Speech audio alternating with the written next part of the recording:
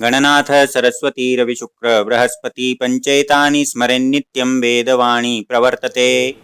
नमस्कार मित्रों, मैं पंडित विश्वास तिवारी आप लोगों का अपने YouTube चैनल पर बहुत बहुत स्वागत करता हूं। आज हम लोग बात करेंगे नवरात्रि घट स्थापना के विषय में। बहुत सारे लोगों को ये समस्या होती है कि हमको पूजन की विधि नहीं पता है, घट स्थापना कैसे की जाए, क्या क्या बातों का ध्यान रखा जाए। इस प्रकार की बहुत सारी जिज्ञासाएं अधिकतर लोगों के मन में होती हैं। तो एक सामान्य जानकारी घट स्थापना के विषय में, नवरात्रि शुरू करने के विषय में आज मैं आपके लिए लेके आया हूँ।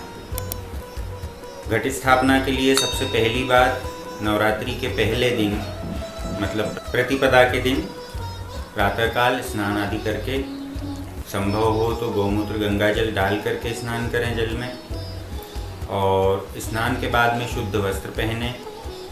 देवो भूत्वा देवम यजेत, ये हमारे यहाँ सिद्धांत है। देवता हो करके देवता का पूजन करना चाहिए। तो शुद्ध धुले हुए वस्त्र हों, स्वयं भी पवित्र हों, और जिस जगह पर पूजा की जाए उस जगह को भी पवित्र किया जाए, पवित्र स्थान पर पूजा हो। सबसे पहला काम, आसन शुद्धि की जाए। जिस आसन पर हम बैठ रहे हैं उस पर पवित्र जल छींट करके उस पर आसन लगाया जाए, बैठा जाए। बैठ करके शिखा बंधन की जाए। यदि शिखा नहीं है तो शिखा का स्पर्श कर लिया जाए, शिखा के स्थान का। उसके बाद में आचमन किया जाए। केशवाय नमः, माधवाय नमः, नारायणाय नमः, इस प्रकार आचमन किया जाए। आचमन के बाद में प्राणायाम किया जाए, मतलब श्वास प्रश्वास की गति जो है वो सामान्य की जाए किसी भी पूजन के लिए। फिर सबसे पहले गणेश जी का, अपने कुल के देवी देवता का, स्थान के देवता का, वास्तु के देवता का, अपने गुरु जी का, इन लोगों का स्मरण करना चाहिए। सबसे पहले उनका स्मरण करें। मंगल श्लोकों का स्मरण कर लें, जो भी श्लोक आपको आते हों, शुभ श्लोक, मंगल श्लोक, जैसे सर्वमंगल मांगल्ये शिवे सर्वार्थ साधिके आदि आदि, इनका स्मरण कर लें।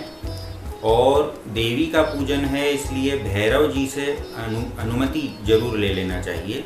भैरव जी से प्रार्थना करके अनुमति ले लें कि हम देवी का पूजन करना चाहते हैं, आप आज्ञा दीजिए।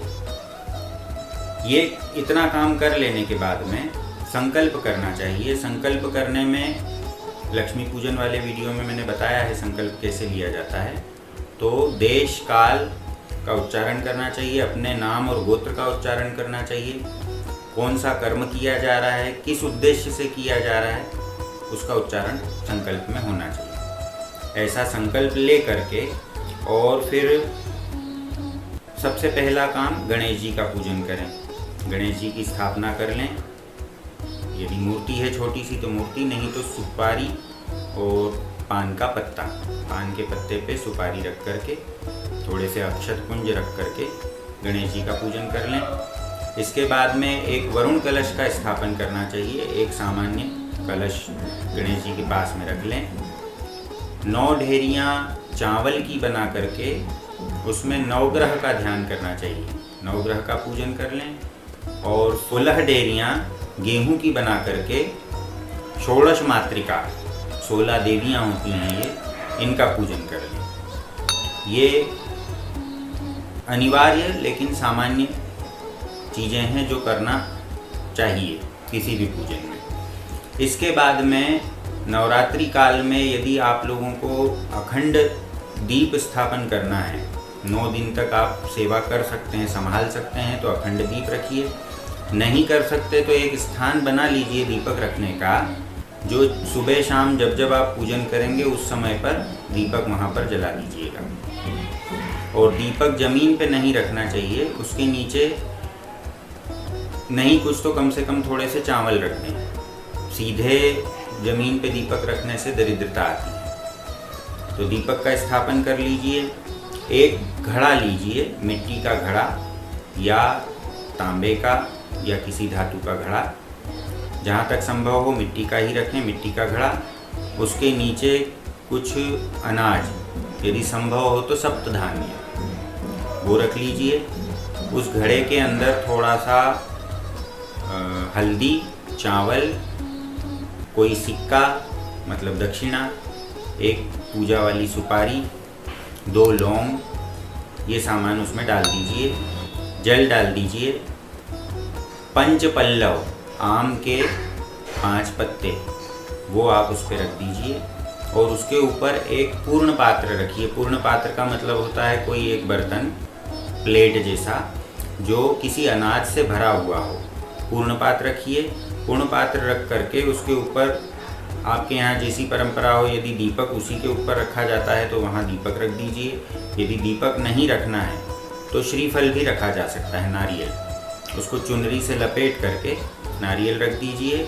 और जो कलश, ये जो कलश रखा है इसी को घट बोलते हैं। ये जो घट रखा गया है इसी के गले में एक चुनरी बांध दीजिए। यदि चुनरी ना बांधें तो जो कलावा हाथ में पहना जाता है उसको बांध दीजिए। ये हो गया घट की स्थापना। अब इसके बाद में देवी का चित्र या मूर्ति आपके पास यदि है तो मूर्ति, वो भी साथ में रख लीजिए लाल वस्त्र बिछा करके। और सामान्य विधि से या तो पंचोपचार से या षोडशोपचार से। पंचोपचार का अर्थ होता है गंध, पुष्प, धूप, दीप और नैवेद्य। ये 5 चीज़ों से देवी का पूजन कर लीजिए। गंध का मतलब होता है कुमकुम, सिंदूर आदि। इन चीज़ों का उपयोग करके देवी का पूजन कर लीजिए, घट का पूजन कर लीजिए। और इसके बाद में आप कोई पाठ करिए, स्तुति करिए। यदि आप देवी का मंत्र आपको प्राप्त हुआ है कहीं से तो देवी के मंत्र का जप करिए या फिर किसी स्तोत्र का पाठ करिए। कई लोग सप्तशती का पाठ करते हैं, लेकिन सप्तशती में ये बात का ध्यान रखना जरूरी है कि एक तो द्विजाति हो जिनका यज्ञोपवीत हुआ है, ब्राह्मण, क्षत्रिय, वैश्य। दूसरी बात, किसी से सप्तशती विधिवत सीखी हुई हो, उच्चारण शुद्ध हो, तो ही सप्तशती का पाठ करिए। अन्यथा कोई छोटा स्तोत्र ले लीजिए, उसकी संख्या बढ़ा दीजिए। आपको ज़्यादा समय यदि पूजन करना है तो एक ही दिन में बैठ कर के 100 पाठ करिए, 50 पाठ करिए, जितना आप कर सकें। तो किसी स्तोत्र का पाठ करिए। नहीं कुछ कर सकते तो दुर्गा चालीसा का पाठ करिए। ये पाठ करिए। एक प्रतिपदा वाले दिन विशेष तौर पे ध्यान देने योग्य बात है कि ध्वजा जरूर लगानी चाहिए, ध्वजा का स्थापन करना चाहिए। तो वहीं देवी के पास में जहाँ देवी की स्थापना की है वहीं पर ला करके ध्वजा का पूजन करके और छत पर ले जा करके ध्वजा को लगाना चाहिए। प्रतिपदा के दिन ध्वजा स्थापन का विशेष महत्व है। फिर 9 दिवस तक यही क्रम चलता रहे, सामान्य पूजन, कुछ पाठ, कुछ जप, ये चीज़ें चलती रहें। उसके बाद में जैसी परंपरा हो, यदि आपके यहाँ अष्टमी वाले दिन हवन होता हो तो अष्टमी वाले दिन, नवमी वाले दिन होता हो तो नवमी वाले दिन, अष्टमी या नवमी वाले दिन हवन अवश्य करना चाहिए। अवश्य हवन कर लीजिए। और देवी को बलि प्रिय है, तो बलि सांकेतिक बात है, वास्तविक अर्थ बलि का तो बहुत विस्तृत है। तो बलि के नाम पर आप नींबू चढ़ा सकते हैं या 2 लौंग रख दीजिए कि यही बलि हम आपको समर्पित कर रहे हैं। बलि चढ़ा दीजिए। हवन के बाद आरती आदि तो प्रतिदिन करना ही है, पुष्पांजलि प्रतिदिन करना है। और जब पूजन पूरा हो जाए, 9 दिन पूजन हो जाए, तो कन्याओं को भोजन और ब्राह्मणों को भोजन, ये भी अवश्य करना चाहिए। इससे कार्य की पूर्णता होती है। और सबसे आखिरी बात, विसर्जन। तो विसर्जन की भी जो परंपरा हो आपके यहाँ, यदि नवमी वाले दिन विसर्जन की परंपरा है तो नवमी वाले दिन, और यदि 10वीं वाले दिन विसर्जन की परंपरा है तो 10वीं वाले दिन देवी का विसर्जन करिए। इस प्रकार से पूजन अर्चन करके और देवी की कृपा से लाभान्वित हो जाइए। देवी के पूजन से ऐसा कोई भी कार्य नहीं है जो संभव ना हो। आप धर्म, अर्थ, काम, मोक्ष, चारों पुरुषार्थ की प्राप्ति देवी की सेवा से कर सकते हैं। सभी इच्छाओं की पूर्ति कर सकते हैं। नवरात्रि का पूजन जरूर करना चाहिए, सभी लोगों को करना चाहिए। ये ऐसा काल है जिसमें देवता भी पूजन करते हैं देवी का, तो हमें तो करना ही चाहिए। आज के वीडियो में इतना ही। नवरात्रि से संबंधित और बातें हम अगले कुछ वीडियो में लेंगे।